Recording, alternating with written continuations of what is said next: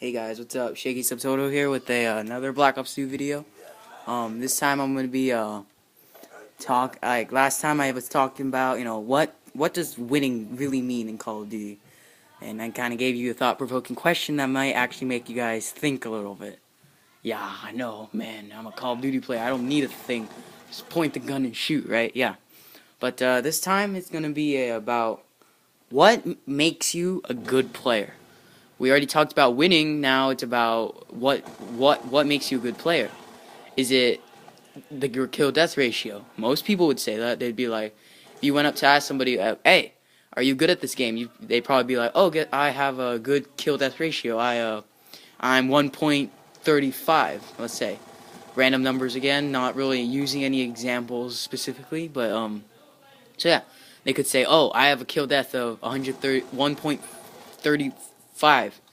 Right? They could be like that. They could be like, "Oh, I have a kill death of 1.35, therefore I'm good."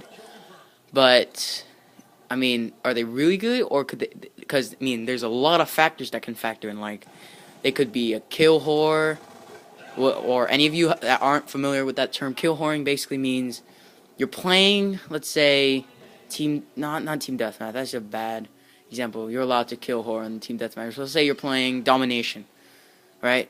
And the only thing you do is kill whore. Well, kill whoring basically means you just run around and kill people. You don't actually play the objective. You just run around, you find as many people as you can, and you kill them. You don't capture points, you don't have a lot of defense, you don't really do anything. Sure, you might have one or two defense, but I mean, all you're really doing is killing people. You're just killing. You're not actually playing the objective.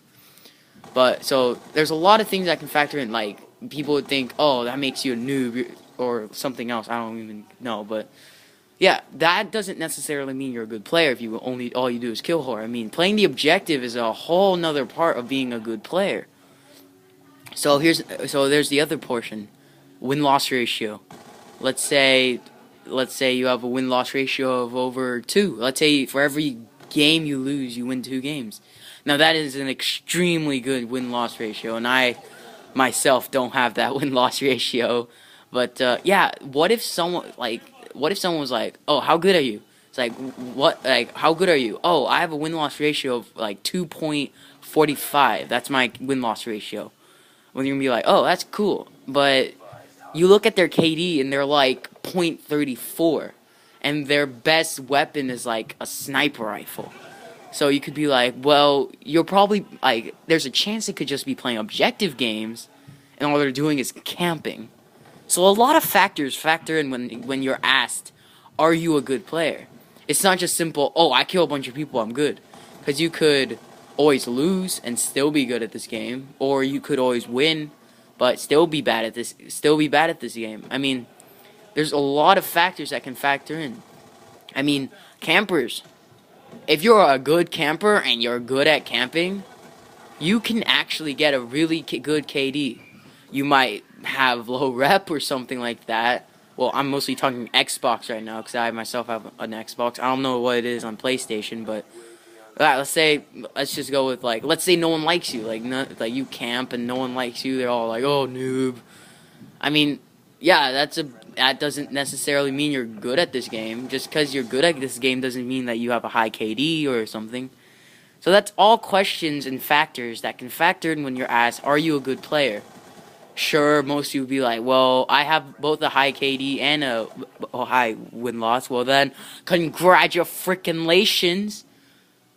Still, just because you have a high win-loss ratio and a high KD doesn't mean you're necessarily good at this game. You could be both camping and kill whoring, huh? Right? But anyways, yeah, those are some questions I was just kind of wondering off the top of my head going, am I actually good? Because I mean, when I think about my skill at this game, I have to admit I'm not a bad player. I have a good chunk of my weapons already prestige. Like the MP7, which I'm using right now, is prestige. My secondary, the TAC 45, has already been prestiged.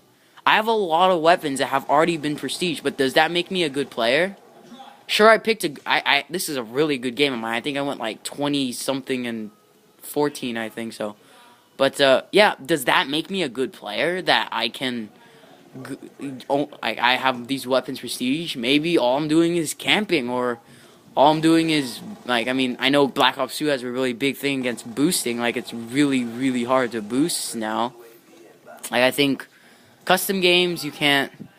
It's everything's unlocked, so you can't boost in custom games. All the weapons are unlocked.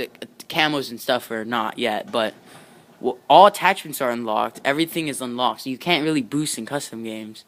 But those are all just questions I really wanted to ask you guys. So, hope you enjoyed this. Like, favorite, subscribe, and we'll see you next time. Subtotal out.